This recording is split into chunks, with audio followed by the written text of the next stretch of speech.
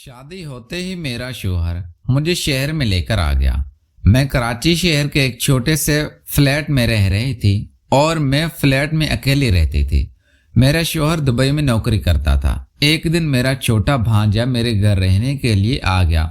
मैं बहुत परेशान हुई क्योंकि फ्लैट बहुत छोटा था और मैं इसको मना भी नहीं कर सकती थी क्योंकि वो मेरा सगा भांजा था और वो पहली बार यहाँ रहने के लिए आया था। अगले दिन दरवाजे पर दस्तक हुई। जैसे ही मैंने दरवाजा खोला तो मेरे सामने वही मेरा छोटा भांजा खड़ा था और मुस्कुरा रहा था और आते ही बोला, खाला मेरा कमरा कौन सा है? क्योंकि फ्लैट में तो सिर्फ 2 ही कमरे थे, एक मेरा था। मैंने दूसरे कमरे की तरफ इशारा कर दिया, यह है तुम्हारा कमरा।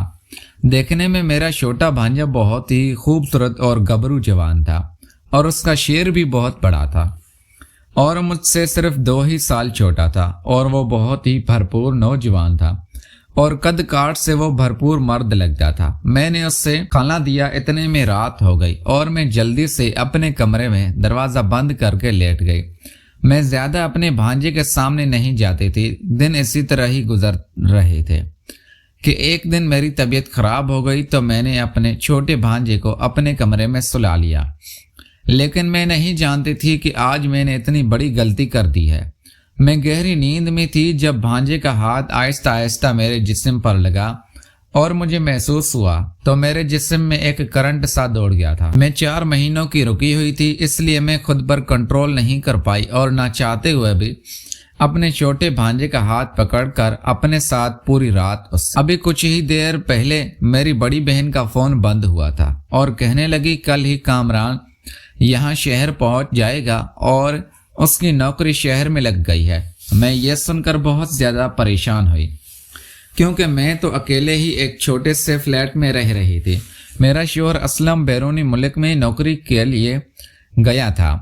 मैं शहर में रहना ही नहीं चाहती थी क्योंकि मैं गांव से आई थी और मुझे गांव की ही जिंदगी बहुत अच्छी लगती थी और सादा माहौल में रहना ही पसंद करती थी। जब से असलम की नौकरी शहर में लगी थी और वो मुझे शादी के बाद अपने साथ शहर में लेकर आ गया था। कुछ महीनों बाद ही उसके कंपनी वालों ने उससे दुबई भेज दिया। मैंने उससे बहुत कहा कि मैं अपने घर वापस जाना चाहती हूँ, आपकी अम्मी के साथ रहूंगी और मेरा मायका भी वहीं पे है। तो उसने कहा कि नहीं, तुम शहर में ही रहो। मैं 6 महीने से ही फ्लैट में रह रही थी और अब आसपास के तमाम लोगों से मेरी जान पहचान भी हो गई थी और मेरा दिल भी यहाँ लग चुका था। और जब भांजे का सुना तो परेशान हो गए थे कि मेरा शौहर यहाँ होता तो मुझे कोई फिक्र ना थी और अब भांजे के साथ अकेले रहना मुझे गैर मुनासिब लग रहा था क्योंकि मैं अपने बहन को मना भी नहीं कर सकती थी। रात को जब असलम की कॉल आई तो मैंने असलम को बताया कि अम्मी की कॉल आई थी और कामरान यहाँ रहने के लिए आ रहे हैं। तो असलम ने कहा, यह तो बहुत अच्छी बात है, उसके आ जाने से मुझे तुम्हारी फिक्र भी नहीं होगी। मैं उसको कैसे बताती कि मैं उसके साथ अकेली नहीं रह सकती। काश असलम मेरी मजबूरी जान सकता। फिर मैंने असलम को कहा कि आप बाजी को कॉल करके मना कर दें, मैं उसके साथ नहीं रह सकती थी। जैसे ही असलम ने मेरी ये बात सुनी तो वो मेरे साथ नाराज होने लगा और कहने लगा कि तुमको अपने भांजे से क्या खतरा है, क्योंकि मुझे शुरू से ही अपना भांजा कामरान अच्छा नहीं लगता था। मेरा शौहर असलम मेरे चचा का बेटा था और मैं उसको अच्छी तरह से जानती थी। मेरा शौहर एक सुलझा हुआ समझदार था और वह मुझसे बहुत ज्यादा प्यार करता था। मेरा भांजा एक लोफर और बदमाश किस्म का लड़कियों का आशिक मिजाज बंदा था। वो गांव में हर लड़की के साथ कबड्डी खेला करता था और बहुत सी लड़कियां उसकी बातें करती थी। मैंने तमाम लड़कियों की बातें सुन रखी थी अपने भांजे के बारे में।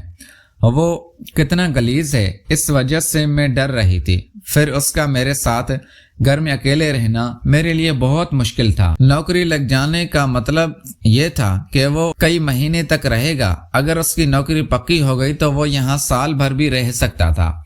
इस वजह से काफ़ी ज़्यादा परेशान हो गई थी और मैं जानती थी कि मेरा शौहर असलम वो 6 महीने से पहले तो घर में आने वाला नहीं है। अगले ही दिन मैंने अपने भांजे की पसंद की बिरयानी बनाई क्योंकि मेरी बहन ने मुझे खास तलकीन की थी कि अपने भांजे का ख्याल रखना। 7 बजे मेरे घर की बेल बजी। मुझे मालूम था कि कामरान भांजा ही होगा। میں نے دروازہ کھولا تو سامنے میرا بھانجا کھڑا مسکرا رہا تھا اور بے تکلف سی سے بیگ لے کر اندر آ گیا اور کہنے لگا خالہ بس کا سفر بھی انسان کو بہت زیادہ تھکا دیتا ہے، اور پھر کہنے لگا میرا کون سا کمرہ ہے، اور میرے سے ہاتھ ملایا اور مجھے گلے سے بھی لگایا تاکہ لمبی تان کر سکوں۔ میں نے اس کو دوسرے کمرے کا اشارہ کیا کہ یہ تمہارا کمرہ ہے، تم جا کر اس میں سو سکتے ہو۔ وہ چلا گیا تو کہنے لگا مجھے یہ روم اچھا نہیں لگ رہا، میں آج آپ کے کمرے میں ہی سو جاتا ہوں، ہو سکتا ہے کہ مجھے سکون کی نیند آ جائے، آپ بہت خوبصورت جو ہیں۔ اس وقت میں اس سے بحث کرنے کے بالکل موڈ میں نہ تھی، کیونکہ میرا بھانجا کیا سوچے گا کہ آتے ہی خالہ نے بحث کرنا شروع کر دی ہے، تو اس وجہ سے میں چپ ہو گئی تھی۔ میرا بھانجا اب کافی بڑا ہو چکا تھا اور قد کاٹ کے بدولت وہ ایک بھرپور جوان لگتا تھا، اور میں بھی اس کو پسند کرنے لگی تھی۔ پھر میں نے کھانا گرم کیا، اب وہ نہانے جا چکا تھا اور بریانی دیکھ کر وہ خوش ہو گیا تھا۔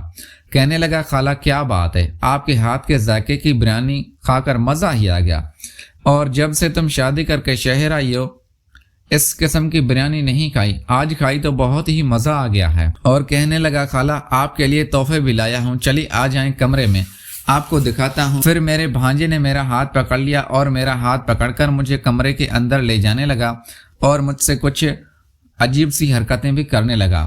میں نے کہا بھانجے میرا ہاتھ چھوڑو، تو کہنے لگا خالہ